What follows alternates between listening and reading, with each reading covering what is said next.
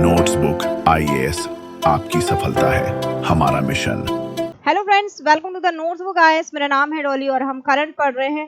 Current में हम आज देखेंगे कि जो नेपाल में प्रोटेस्ट हुआ था, मैसिव प्रोटेस्ट हुआ था, जहां पे जो जेंजीज हैं उन्होंने नेपाल की सरकार को भी गिरा दिया। जो वहां के पीएम है केपी शर्मा ओली और उनके साथ जो मिनिस्टर हैं उनको भी इस्तीफा देना पड़ गया।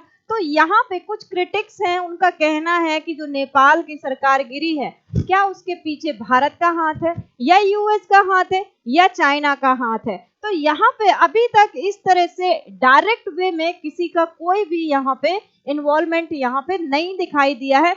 लेकिन फिर भी अगर देखा जाए बैकग्राउंड के हिसाब से तो कहीं ना कहीं जो नेपाल के लोग हैं वो भारत को, चाइना को, यूएस को इसका थोड़ा बहुत जिम्मेदार मानते हैं। तो हम आज के सेशन में देखेंगे कि किस तरह से नेपाल में इन सब कंट्रीज का, चाहे वो चाइना हो, चाहे भारत हो, चाहे यूएस हो, इनका किस तरह से इन्वॉल्वमेंट है और यहाँ पे जो नेपालीज हैं उनका क्या कहना है, उनका क्या रिएक्शन है। और बता दें इसका बैकग्राउंड, जो ये स्टार्ट हुआ था प्रोटेस्ट, वो स्टार्ट हुआ था 3 सितंबर को। यहाँ पे जो नेपाल की गवर्नमेंट है, केपी शर्मा ओली जो पीएम है, तो उनकी सरकार में यहाँ पे हुआ था कि इन्होंने 26 जो सोशल साइट्स थी उनको बैन कर दिया था। उसी के बिहाफ पे जो जेनजीस हैं वो सड़कों पे उतर आए और उन्होंने प्रोटेस्ट किया।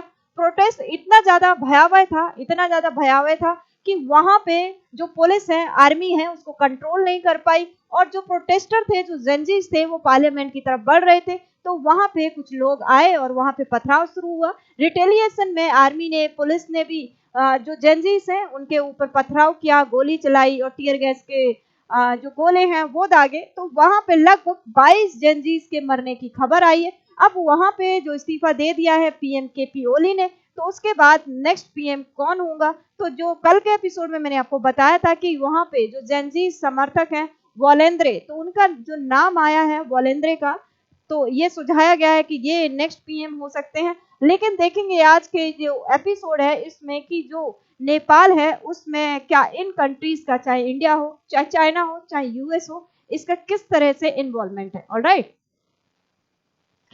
यूएस, चाइना और India top plate Nepals government. ठीक है, तो आज का ये पूरा सेशन है। बैकग्राउंड ऑफ द प्रोटेस्ट का देखेंगे। In 25 Nepal so massive youth led protest often called the Gen Z revolution cause corruption in government, nepotism, unemployment, ban on social media. अभी मैंने आपको बताया था ये जो शुरुआत हुई थी प्रोटेस्ट की वो हुई थी कि सोशल मीडिया बैन को लेके। लेकिन यहाँ पे जो जेनजीस हैं उनसे क्वेश्चन पूछा गया कि ये प्रोटेस्ट सिर्फ क्या सोशल मीडिया बैन को लेके था। तो उनका कहना है कि ये जो प्रोटेस्ट था वो सोशल मीडिया बैन को लेके तो एक पॉइंट हो सकता है, लेकिन यहाँ पे जो नेपाल है वहाँ डिकेड से चला आ रहा है, करप्शन चला आ रहा है, वहाँ पे अनएम्प्लॉयमेंट है, बेरोजगारी है। और यहाँ पे जो ऑफिसर्स हैं, जो पार्लियामेंट मेंबर्स हैं, पीएम हैं और वहाँ के जो प्रेसिडेंट हैं, और जो नेपोटिज्म है, नेपोट किड्स हैं, वो अच्छे से अयाशों की तरह रह रहे हैं। और जो वहाँ बेचारे यूथ हैं वो सड़कों पे भटक रहे हैं, दूसरी कंट्री में जाके जॉब ढूंढनी पड़ रही है उनको। तो ये सब आक्रोश था नेपाल की जनता में, इसलिए यहाँ पे जो पीएम के घर है वो जला दिए गए। जो यहाँ प्रेसिडेंट है, फॉर्मर प्रेसिडेंट, उनके घर जला दिए गए। तो यहाँ पे जो तोड़फोड़ हुई है नेपाल की हिस्ट्री में ऐसा कभी नहीं हुआ है, जिस हिसाब से ये मैसिव प्रोटेस्ट था। अब देखो द यूएस एंगल से अगर हम देखेंगे तो यहाँ पे यूएस ने क्या किया था, एमसीसी को ग्रांट किया था। वो क्यों किया था? इंफ्रास्ट्रक्चर के लिए किया था। तो यहाँ पे जो जेनजीस हैं उनको ऐसा लगने लगा कि यूएस जो है कहीं ऐसा ना हो कि कमांड करने लग जाए नेपाल पर। तो यहाँ पे पूरा मैटर देखेंगे। Millennium challenges corruption, MCC gave Nepal a $500 million development grant दिया गया था यूएस की तरफ से, जो रोड के लिए हो गया, इलेक्ट्रिसिटी के लिए हो गया, ट्रांसमिशन के लिए हो गया, इन सब के लिए दिया गया था। मैंने जो नेपाली हैं, specially left wing communist parties claim it was part of US strategy to pull Nepal into Indo Pacific military. तो यहाँ पे इन्होंने बोला है कि यहाँ भी जो यूएस है वो उसकी डिप्लोमेसी में ये नेपाल का फायदा उठाना। ठीक है, अब रियलिटी की बात करें तो यहाँ पे जो यूएस है उसका क्या कहना, US says MCC is only for infrastructure not military. तो वो यूएस का कहना है कि ये सब सिर्फ इंफ्रास्ट्रक्चर के लिए है, मिलिट्री के लिए नहीं है। No evidence the Washington plan और फंडेड द प्रोटेस्ट। अभी तक यहाँ पे किसी भी तरह का कोई एविडेंस नहीं मिला है कि यहाँ पे यूएस की तरफ से कोई भी यहाँ पे involvement. However suspicion of US motives exist in Nepalese politics. तो यहाँ पे सस्पेक्ट है यूएस भी। अब देखो द इंडिया एंगल, अगर हम इंडिया के एंगल के हिसाब से देखेंगे तो India and Nepali share open border deep historical. अब यहाँ पे क्या है, नेपाल के साथ इंडिया का रोटी बोटी का रिलेशन है। यहाँ पे जो इंडियंस है वो नेपाल में चले जाते हैं, सुबह वो शाम को वापस आ जाते हैं। वहीं पे लाखों की संख्या में जो नेपाल के लोग हैं भारत में काम करने के लिए आते हैं, जो बच्चे हैं वो पढ़ने के लिए आते हैं, इंजीनियरिंग, मेडिसिन और स्कूलिंग करने के लिए आते हैं यहाँ पे इंडिया में। तो यहाँ पे इंडिया में बॉर्डर सिक्योरिटीज का बहुत ज्यादा इशूज रहता है।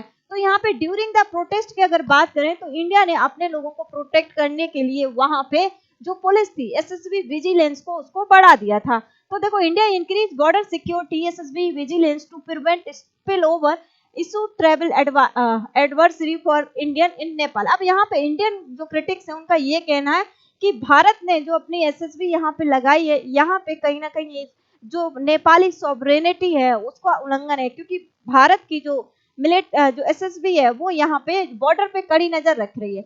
Avoided making politician statement about Nepal crisis in Nepal politics, India is often accused of interference. यानी कि कहा जाए कि नेपाल में जो भारत की एसएसबी वो इंटरफेयर कर रही है, ठीक है, but there is no proof of India spark और बैक द जेनजी प्रोटेस्ट। तो यहाँ पे ना तो यूएस का कहीं से भी एंगल नजर आया, ना ही इंडिया का अभी तक यहाँ पे कोई एंगल नजर नहीं आया। लेकिन ये जो सस्पेक्ट है वो जो क्रिटिक्स हैं उनका कहना है, जो नेपाल के लोग हैं कुछ लोग हैं उनका ये एंगल मानना है।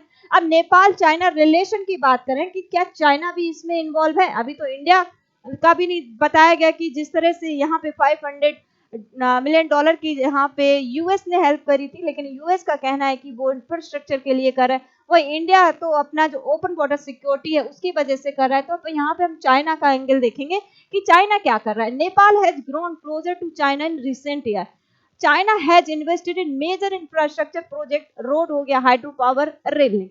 Nepal is also part of the belt and road initiative. जैसे कि पाकिस्तान में बेल्ट एंड रोड इनिशिएटिव है, तो यहाँ पे नेपाल भी बेल्ट एंड रोड इनिशिएटिव। देखो 2024 में केपी ओली शर्मा की जो गवर्नमेंट बनी थी, जो ठीक है शर्मा जी की जब गवर्नमेंट आई थी, तो यहाँ पे हुआ क्या था कि जनरली क्या होता है कि नेपाल भूटान में जो पीएम बनता है वो भारत की यात्रा पे विजिट करने आता है। लेकिन यहाँ पे ये केपी शर्मा ओली ने क्या किया, ये तो कूद के चले गए, चाइना चले गए। तो चाइना में यहाँ पे इन्होंने ये साइन किया, जाके बीआरआई को साइन किया। अब China main interest is that Nepal remains stablish, so its investment and strategic position are secure. अब यहाँ जंजीस का कहना है कि यहाँ पे जो चाइना है, जैसे कि हाइड्रो पावर दे दिया, रेल लिंक दे दिया, कि यहाँ पे जो केपी शर्मा ओली की सरकार और पीछे की जो गवर्नमेंट है उन्होंने नेपाल को बेच ही देंगे चाइनीज को, ठीक है। तो यहाँ पे इसलिए क्रिटिक्स हैं, उन्होंने नेपाल से इसका एंगल जोड़कर देखा है। China is worried that if unrest continue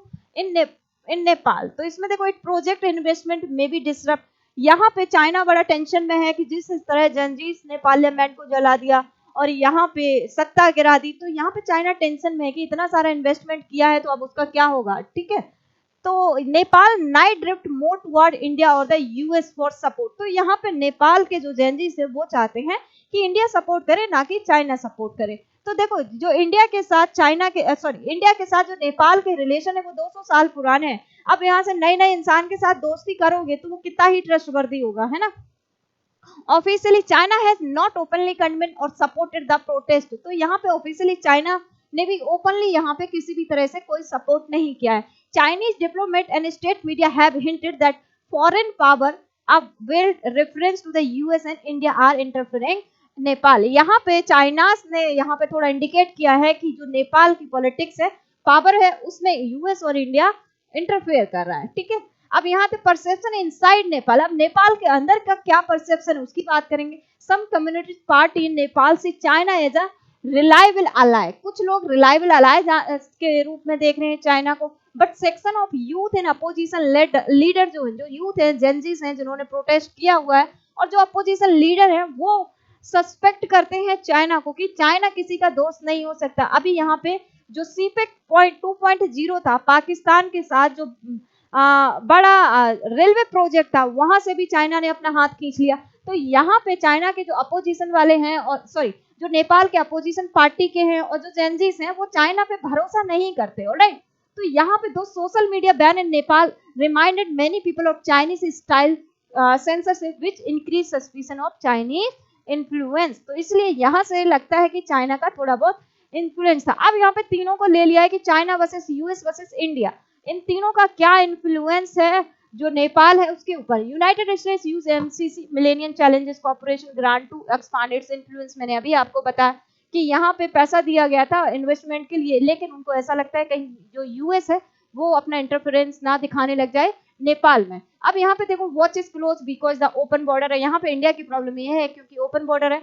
अब यहाँ पे increase border security whenever unrest and happening. अब China rely on BRI project in diplomacy to keep Nepal aligned with its interest. अब पॉलिटिकल क्लेम्स वर्सेस रियलिटी की बात करेंगे तो यहाँ पे some leader in Nepal specially from communist left group accuse foreign power India US of being behind the protest. देखो यहाँ पे कुछ जो लोग हैं यहाँ पे इंडिया को और यूएस को यहाँ पे एक्यूज बनाते हैं। These are politician narrative often used to distract from domestic failure. अब यहाँ पे इन लोगों का करना क्या है कि जो डोमेस्टिक फेलर है, जो यहाँ पे जो चाइना की जो नेपाल की गवर्नमेंट है, ये यहाँ पे अगर देखा जाए तो 10 सालों में नेपाल में 9 तो पीएम बदल गए, 35 सालों में नेपाल में 32 से ज्यादा तो सरकारें बदल गई। तो अभी यहाँ पे इस तरह की कंडीशन है नेपाल में, तो ये अपने डोमेस्टिक फेलियर को नहीं दिखा रहे हैं और यहाँ पे चाहे वो यूएस हो चाहे वो इंडिया हो इसके ऊपर ब्लेम डाल रहे हैं। ऑलराइट, तो independence report confirm the protest were on ground angry tech savvy youth frustrated with corruption and censorship. अब यहाँ पे जो यूथ हैं वो फ्रस्ट्रेट हो गए क्योंकि जॉब ही नहीं मिल रही। उनका जो ब्रेन है वो ड्रेन हो गया है कि हमारी कंट्री में तो जॉब मिलेंगे ही नहीं, इसलिए कोई ऑस्ट्रेलिया जा रहा है, कोई इंडिया आ रहा है, तो कोई किसी और कंट्री में जा रहा है। Alright, protest again US grant place with right police in Nepal. तो यहाँ पे उन्होंने यूएस के अगेंस्ट पे ये दिखाया गया। अब the current unrest is closely tied Nepal shifting geopolitical alignment after being sworn it for terms in July 24। KP Sharma Oli China not India for his first official. मैंने अभी बताया कि वैसे तो कोई भी नेपाल में पीएम बनता है तो इंडिया आता है विजिट करने, केपी ओली चले गए यहाँ पे China. All three leader are entangle in corruption allegation intensify you drive in anger. अब देखो यहाँ पे चाहे गवर्निंग गवर्नमेंट हो चाहे पे नेपाल में जो पास्ट गवर्नमेंट हो, सभी जो गवर्नमेंट है सभी ने खूब पैसा खाया है ना, सारे के सारे करप्शन में एकदम लिप्त पाए गए। इसलिए जो जेनजीस है उन्होंने किसी को भी नहीं छोड़ा, चाहे फॉर्मर प्रेसिडेंट हो चाहे करंट के पीएम हो। ठीक है, तो mounting economic stagnation high employment and the viral nepo kid. तो ये मैंने आपको बताया है कि जो बड़े बड़े जो पार्लियामेंट मेंबर है उनके बच्चे बाहर घूम रहे हैं, अय्याशी कर रहे हैं, और जो बेचारे लोग हैं आम जनता है वो सड़कों पे घूम रही है और उनको क्या कर रहे हैं, उनके पास बेरोजगार है और वहां पे ना एजुकेशन है ना एम्प्लॉयमेंट है, कुछ भी नहीं। Despite government concession protest have persisted fuelling speculation about foreign involvement. Since Nepal became a republic in 2008, it has 14 government in 17 years, most of them fragile coalition. A leadership has largely rotated among three figure की बात करें, KP Sharma ओली ये pro China है, China की तरफ ज्यादा देखते हैं। पुष्प कमल धाला ये है प्रचंदा मोइस्ट सेंटर, ये भी थोड़े बहुत चाइना की तरफ देखते हैं। अब यहाँ पे शेर बहादुर ड्यूबा ये 5 टर्म टाइम प्राइम मिनिस्टर बने हैं, ये भी चाइना की तरफ ही देखते हैं। तो इसी वजह से यहाँ के जो यूथ हैं उनके अंदर इतना ज्यादा आक्रोश था। तो यही पूरा मैटर था कि यहाँ पे किस तरह से इंडिया का इन्वॉल्वमेंट था और किस तरह से यूएस का था, किस तरह से चाइना का था। जो नेपाल है उसके प्रोटेस्ट में यहाँ पे जो उनके क्रिटिक्स हैं वो मानते हैं जिम्मेदार। तो अभी यहाँ पे ओपनली किसी का जो भी इंटरेस्ट है नेपाल के प्रोटेस्ट में दिखा नहीं। तो ये हमारी टेस्ट सीरीज है, आप इन पे फोन कर सकते हैं, इंफॉर्मेशन ले सकते हैं। ये हमारा प्ले स्टोर पे जाके आप नोट्सबुक का एप्लीकेशन डाउनलोड कर सकते हैं और यहाँ से अपने अकॉर्डिंग टेस्ट सीरीज बाय कर सकते हैं। आई होप सभी को ये एपिसोड अच्छा लगा होगा नेपाल का। So thank you very much for coming in this session. Hello दोस्तों, नोट्सबुक आईएएस आपकी सफलता है हमारा मिशन के तहत लाया है बेहतरीन टेस्ट सीरीज का कलेक्शन, जिसमें यूपीएससी और स्टेट पीसीएस के प्रीलिम्स और मेंस के टेस्ट सीरीज उपलब्ध है, वो भी लोएस्ट प्राइस में। तो आप आज ही अपनी सफलता की दिशा में आगे बढ़ने के लिए हमारे टेस्ट सीरीज सेंटर दिल्ली के मुखर्जी नगर और प्रयागराज के सिविल लाइंस के सेंटर पर जाकर टेस्ट सीरीज परचेज कर सकते हैं। आप अगर ऑनलाइन टेस्ट देना चाहते हैं तो आप डिस्क्रिप्शन में दिए गए लिंक द्वारा आप हमारे ऐप को प्ले स्टोर के माध्यम से डाउनलोड कर ऑनलाइन टेस्ट सीरीज परचेज करें और अपनी तैयारी को और मजबूत बनाएं। अन्य जानकारी के लिए आप दिए गए नंबर पर कॉल भी कर सकते हैं।